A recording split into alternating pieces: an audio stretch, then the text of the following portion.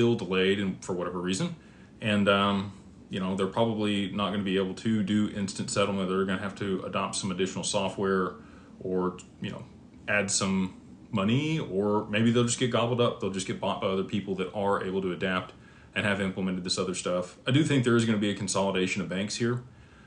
And the big boys that are systemically important oftentimes are the ones that outlast regional banks or state banks or smaller banks or credit unions. And so because of that, I think if we do see a liquidity crisis, which I do think is imminent here at the end of 2025 with the reverse carry trade looking like it's going to unwind any day now,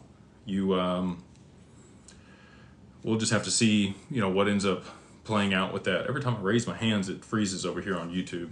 TikTok is working good, so got a few more viewers over here on TikTok than we normally do on YouTube or on TikTok. YouTube's down a little bit just because, again, keep freezing, and apologize for the technical difficulties. So we'll go ahead and jump into the questions here. Like I said, we're going to hang out for about an hour with you guys, and then we'll shut it down for tonight. So we got Christopher. He says, how can Ripple back Evernorth, which will buy and hold XRP while still at the same time selling XRP onto the market monthly?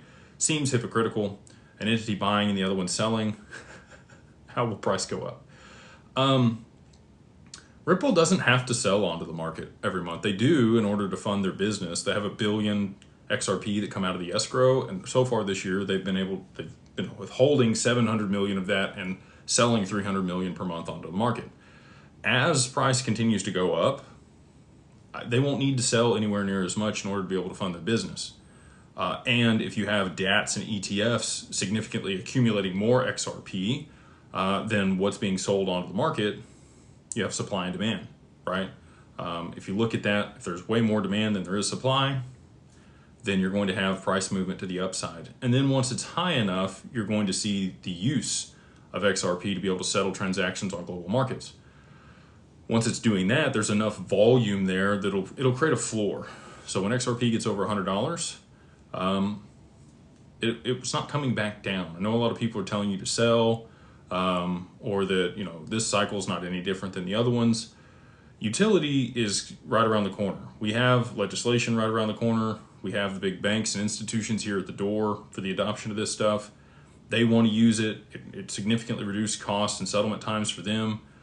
And like this is mentioned, ISO is literally 1 month away here, a little less than 1 month away, to where everybody has to be on board with that.